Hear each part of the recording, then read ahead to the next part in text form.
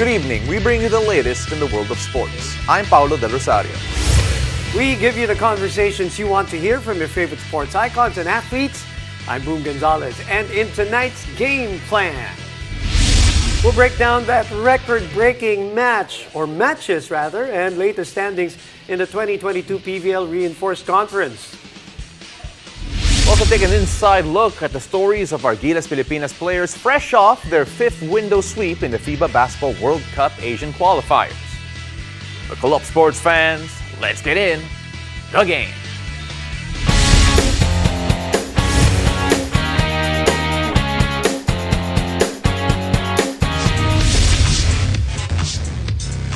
At least 19,000 volleyball fans flocked to the Mall of Asia Arena to witness the historic PBL action yesterday. Creamline asserted their dominance after a 4-set victory over sister team, the Chocomucho Flying Titans. And earlier that day, the Cherry Tigo Crossovers outlasted the PLDT high-speed hitters. To tell us more about the latest standings in the standings of the Reinforced Conference and what's at stake for the teams, we have with us volleyball analyst Mela Tunay. Mela, pasensya na ha, walang fifth set dito. We can only have you for one body. Really appreciate the time that you have here. Okay lang, Pao. Pagod din ako kahapon. Nag-5 sets tayo kahapon. Masaya. Hi, Pao. Hi, Mela. First of all, grabe talaga the standings. Just looking at it right now, that bunch up in the middle. Well, ano masasabi mo for all of the fans out there wondering and worrying about their favorite team's future in terms of yung semifinals? Well, personally, nakita ko kasi yung preview ng teams pa lang bago mag-start yung conference. So I think it's safe to say na yung prediction na this is the most exciting PVL conference of the year. Nagiging totoo na siya, and a lot of fans are also witnessing it, and it only makes the fans really lean to watching every game dahil nga every game is crucial. And even at the start of the conference, you already mentioned that, diba, na single sa elimination round, once na sila maglalaban, and only the 4 teams among the 9 will get to the next round. So, ngayon talagang napapatunayan how crucial every game that has happened is in this tournament. Tsaka maganda, partner, na relatively healthy yung mga teams. Wala tayong mga issue in terms of not at least the big issues in terms of injuries that have swung, let's say, diba, the games to a certain team. And speaking of the games, nandun ka kahapon, simulan natin ang usapan natin. First, let's talk about the second game before we get to that first game that you did. The Creamline Chocomucho matchup. What were your thoughts? Who stood out for you? And unfortunately, speaking of OD, wala. I'm so sad for her that she missed an experience like that, Mela. And especially in an important game like that. But what are your general thoughts on that? That's right. Well, I think even without Odina, talagang pinakita ng mga locals everything that they've got all together, kasi it was a collective effort yesterday, diba? Unlike when Odina's there, talagang makikita mo na majority of the contributions, at least in terms of scoring, sa kanya talaga. And although yesterday we saw the Kat Tolentino from the previous conferences, yes. I think that was her best game yesterday also.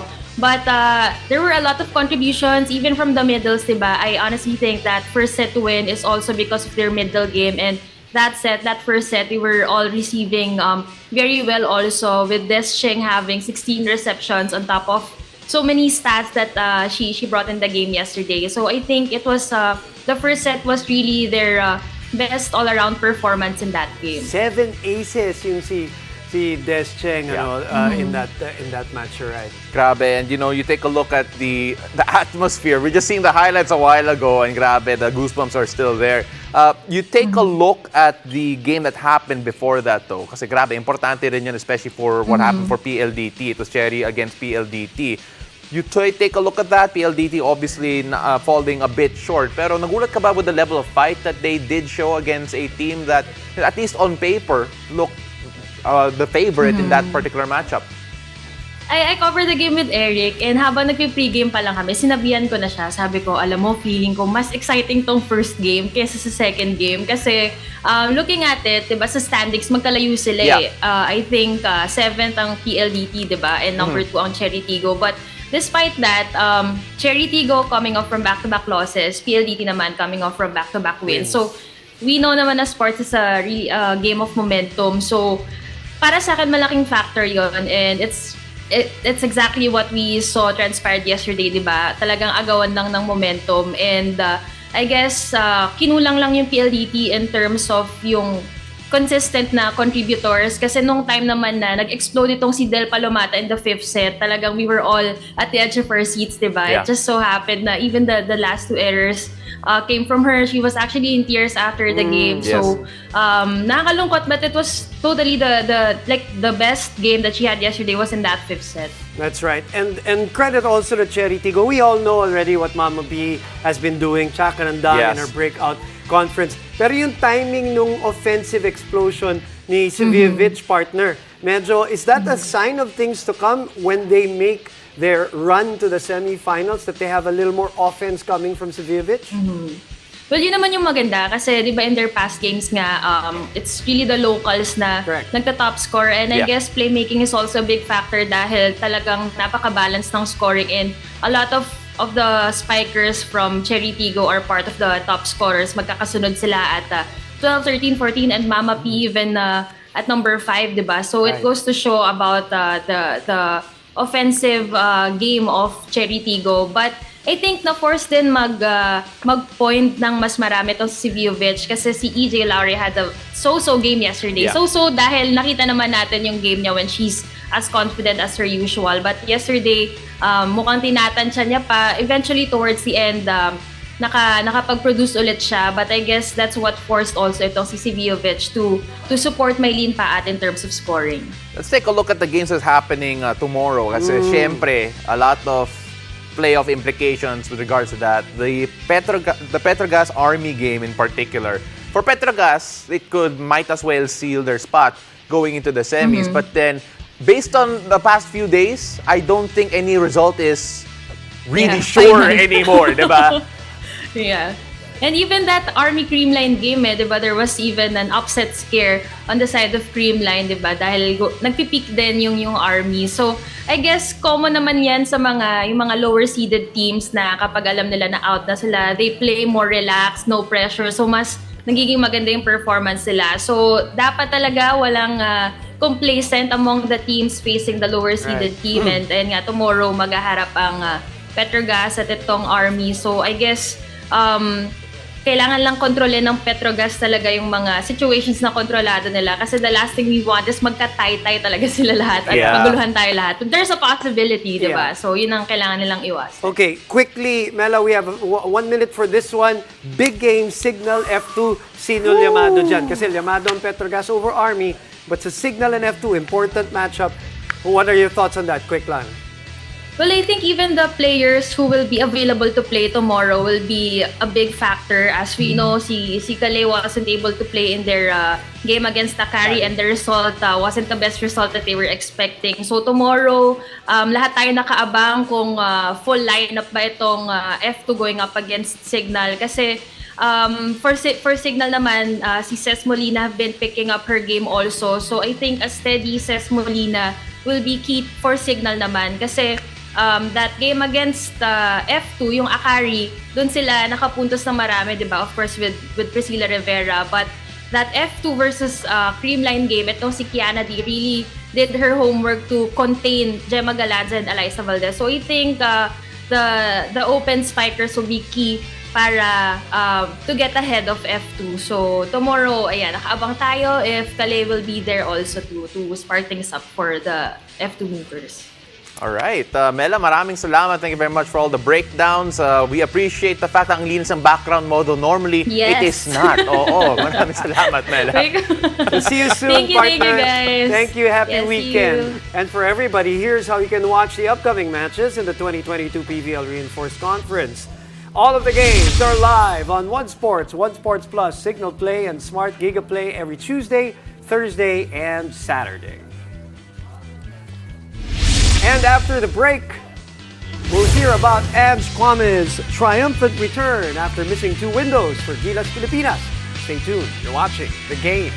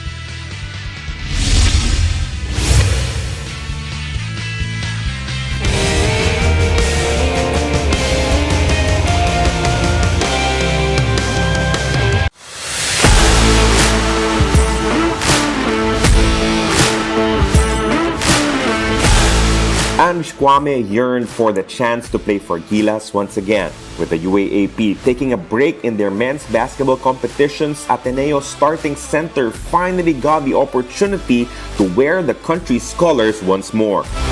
I have a great moment, you know, especially be with the guys, with all the guys, the professional player too. So it was kind of a healthy environment for me to be, you know, and I really enjoy being back and represent the country again. Kwame lasso action for Gilas Pilipinas back in February. He was supposed to rejoin the team for the 4th window of the Asian qualifiers and even in the FIBA Asia Cup, but a knee injury took him out of the lineup. During his absence, Gilas Pilipinas suffered through a rough stretch on the floor and even on social media. And although Kwame was apart from the squad, he felt their pain as well. It was really painful for me, you know, especially sitting and watch the game halftime where you see all the guys are really down and stuff. Knowing that, you know, if you were part of the team, it wasn't a sure win, but you know, you still be able to help the team and be with them. And you know, if you have to suffer, we suffer together. But you know, it was too much painful for me to sit behind the screen and then watch them lose and stuff. It gets me really emotional where, I really wanted to be part of it. Even if we lose, even if we win, I still really want to be part of it. Now Kwame wanted to make up for lost time by rejoining the squad, and Filipino fans in Jordan and in Saudi Arabia showered him and the rest of the team with the support that they deserve. Crazy, I would say. It was fun to see it, especially under the Dago and see most of the Filipino fans cheering for us and stuff. It's amazing, man. It actually reminds us of who do we play for. So I really like the energy. It was special to me, especially the lead from Kuya Japes and Kuya Poy. The selfishness was there, the ball movement. Everybody wants to help one another, especially on the miss, defensively, offensively also. So I had a great feeling about this specific team, and I'm really happy that I was part of it. With only one spot open for a naturalized player for the World Cup, and the likes of Jordan Clarkson and maybe even Justin Brownlee in consideration, Kwame is keeping a positive mindset. He'll continue putting in the work and not worry about things outside his control. For now, I try to get back in my 100%. I don't know what the future looks like for me, but at the end of the day, I'm always going to represent the country, no matter what's going on. And I also thank also for all the people that support me, during this journey. It's not easy, but, I try to do my best as I can. But, I don't mind whoever they pick, if it's me, if it's another naturalized player, but I will always going to step up for the national team, and I will always going to represent the country.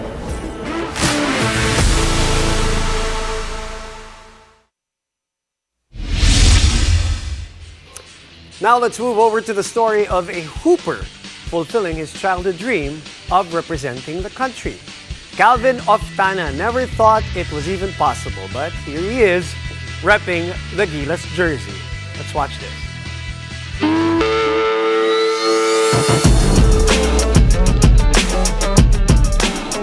Many members of the Gilas Filipino squad will tell you that playing for the country is something they've wanted to do since they were young, especially for those who grew up in the Philippines. However, for Calvin Oftana, his stint with Gilas was something that he did not even imagine possible, as he did not even start playing basketball until his friends told him that he should because of his height. However, for Calvin Oftana, his stint with Gilas was something that he never imagined possible. Hindi talaga. Magpakatotoo lang tayo. Hindi, sa akin kasi nung kabataan ko, talagang yung pangarap ko magiging isang seaman, engineer. At saka nung latter part, nung tumanda na ako sa mga barkada ko doon na ako na parang encourage nila na, maglaro ka ng basketball, sayang din naman yung height mo.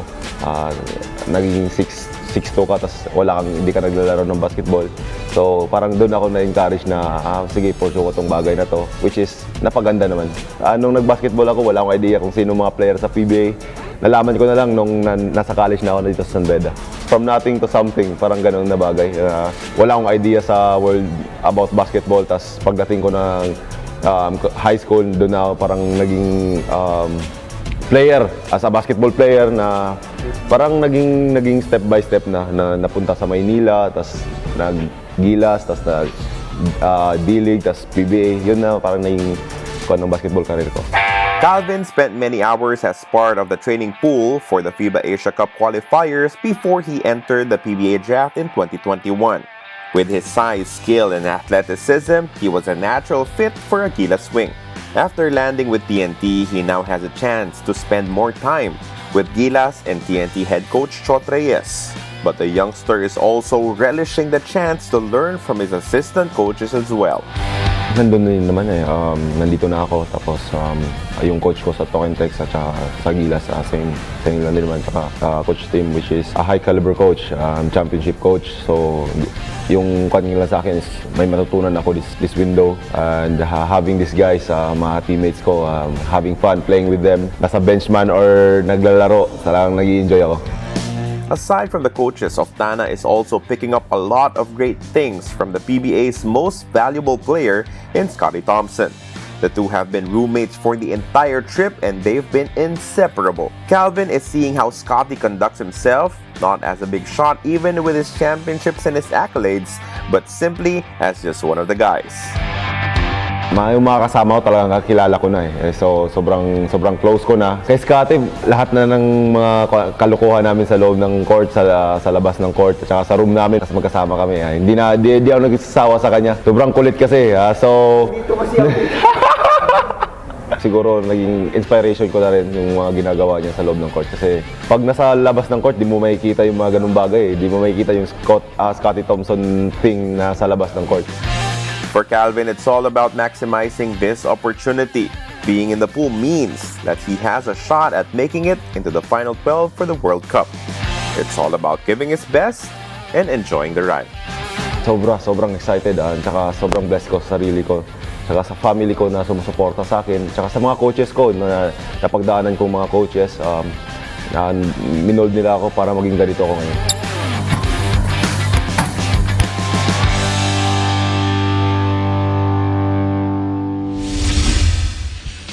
After the break, we'll learn more about the revival of the famous blow-by-blow boxing program led by former 8th Division champ Manny Pacquiao. Stay tuned. You're watching The Game.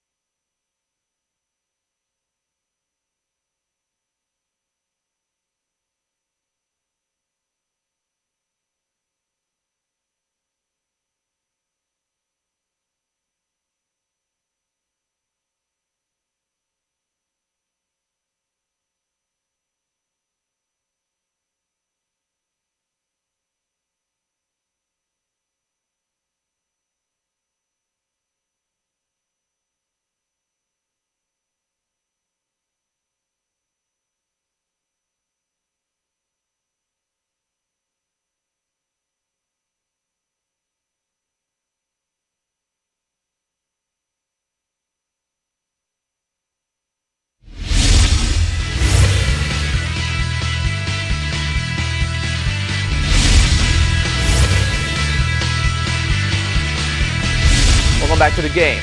In boxing news, former senator and 8th Division world champion Manny Pacquiao recently announced the revival of the famous blow-by-blow boxing program.